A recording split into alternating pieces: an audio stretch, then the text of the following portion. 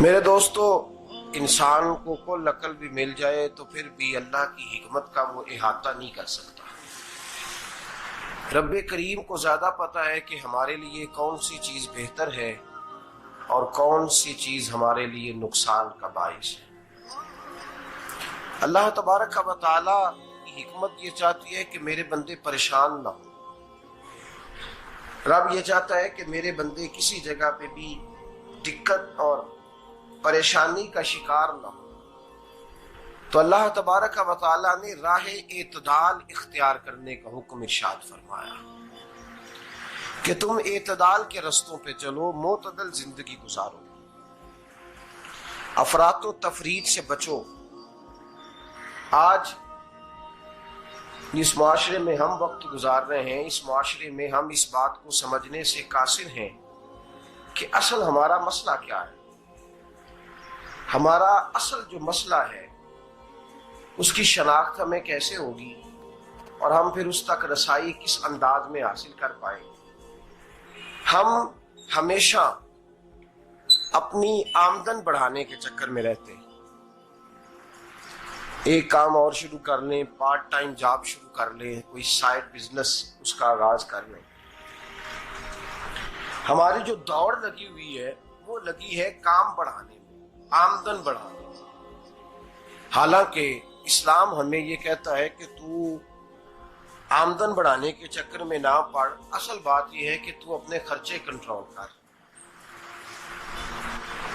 تنگ انسان وہ نہیں ہوتا جس کی آمدن تھوڑی ہوتی ہے، یہ توجہ کیجیے گا میری بات، یہ قیمتی بات ہے اور گفتگو ساری کا لب لباب ہے۔ تنگ بندہ وہ نہیں ہوتا جس کی آمدن تھوڑی ہوتی ہے، اصل پریشان وہ ہوتا ہے جس کے خرچے زیادہ ہوتے ہیں۔ اور ہمارا جو روزمرہ کا نقصان ہو رہا ہے نا، وہ آمدن کے معاملات میں نہیں ہو رہا۔ بنیادی نقص جو واقعہ ہو رہا ہے وہ یہ ہے کہ ہمارے اخراجات زیادہ ہیں اور وہ اخراجات کسی اور نے نہیں بڑھائے، وہ خرچے ہم نے خود بڑھا لیے ہیں اور اب ہمیں اس کا نقصان بھگتنا پڑ رہا ہے۔ اور اگر آپ صحیح معنوں میں ٹٹولیں تو جو بہت امیر لوگ ہیں وہ تو ان خرچوں سے بچ گئے۔ میں نے بہت سارے ایسے ختمات میں شرکت کی ہے، میں بہت ساری ایسی جگہوں پہ گیا ہوں کہ جہاں لوگوں نے بڑا مختصر سا ختم دلایا ہے تو ہو گیا ہے ختم۔ ختم کے معاملے میں کب کسی نے پابندی لگائی ہے کہ اس میں 200 آدمی شریک ہوگا تو تب یہ سال ثواب صحیح ہو سکے گا؟ کون کہتا ہے؟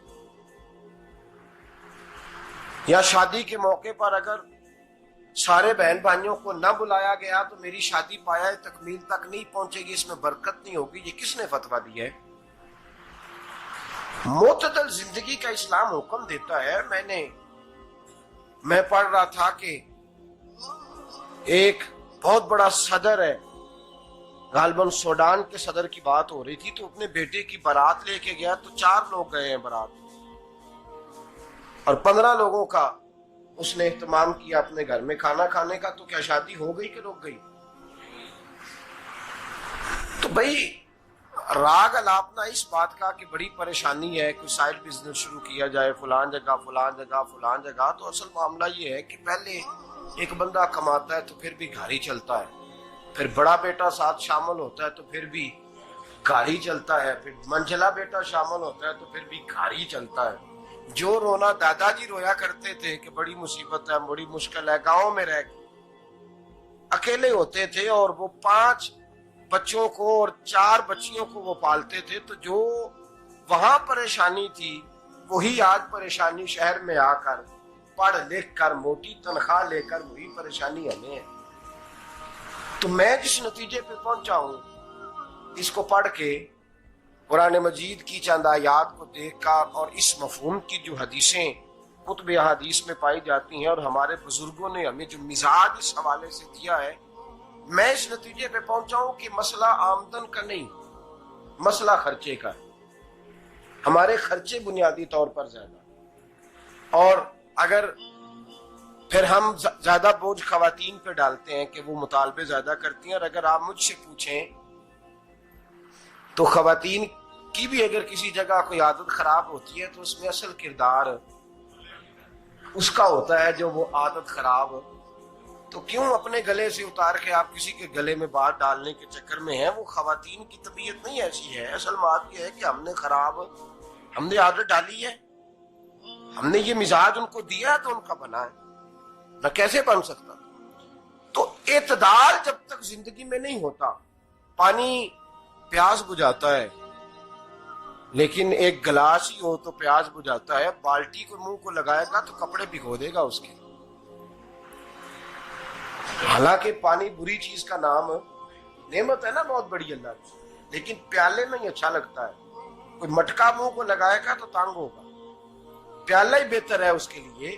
تو میرے دوست، مٹکے سے بھی بعض اوقات کام چل جاتا ہے، لیکن اگر کوئی کہے نہیں مجھے دریا ہی چاہیے تو اس کا تو گھر بہ جائے گا، سارا گھر بہ جائے گا اس کا. ہمیں دریا قابو کرنے کا موڈ بنایا ہوا ہے تو اس سے گھر بہا کرتے ہیں، اس سے گھر بنا نہیں کرتے. گھر پیالے سے پانی پینے سے بنتا ہے. اگر تو دریا پہ قبضہ کرنے کا موڈ بنائے گا تو گھر بنے گا نہیں، گھر بہ جائے گا. آگ نہ ہو تو کھانا پک نہیں سکتا، لیکن ہلکی آنچ سے کھانا پکتا ہے. اور اگر آنچ تیز کر دی جائے تو جی قرینے قیاس بات کر رہا ہوں، میں عقل سے ماورا نہیں کر رہا. قرینے قیاس سمجھانے کے لیے مثالیں دے رہا ہوں. ہلکی آنچ پہ کھانا پک جاتا ہے اور آگ تیز ہو تو کھانا جل جاتا ہے. تو کھانا اتنی دیر کھانے کے قابل رہتا ہے جب تک وہ ہلکی آنچ پہ پکتا ہے. تو جتنی مرضی تو کہتا ہے نہیں میرا گزارے نہیں، آگ تیز ہونی چاہیے، تو میاں جل جائے گا، جل جائے گا. ہوا نہ ملے تو سانس نہیں آتی، ٹھیک ہے؟ آکسیجن نہ ہو تو سانس ہے، ہوا نہ چلے تو گزارا نہیں ہوتا. لیکن اگر تیز جلے نا، اگر تیز چلے تو آندھی اور طوفان بن جائے تو چھتیں گرا دیتی ہے، جانیں لے لیتی ہے. ہم ہیں طوفان کے چکر میں، ہم ہیں دریا کے چکر میں، ہم ہیں بڑے لاؤ کے چکر میں. تو میاں ہلکی آنچ ہی اچھی ہے، یاد رکھ. اور ایک گلاس پانی کا اعتدال سے ملتا رہے تو وہی ملتا رہے، ضرورت کے وقت وہی بہتر ہے. تو پورے دریا پہ قبضہ کرنے کا پروگرام نہ بنا، تانگ ہو جائے گا.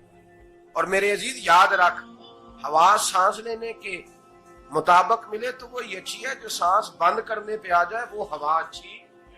ہم نے چکر چلا لیا ہے کہ زیادہ پیسہ، راتوں رات پیسہ، لمبا پیسہ، یہ پلاٹ بھی میرا، وہ پلاٹ بھی میرا، گجرا والا بھی، گجرات بھی، لالا موسیٰ کھاری اور پنڈی تک جہاں میں جاؤں میرے نام کی تختیاں لگی ہوئی ہونی چاہیے. اسلام منع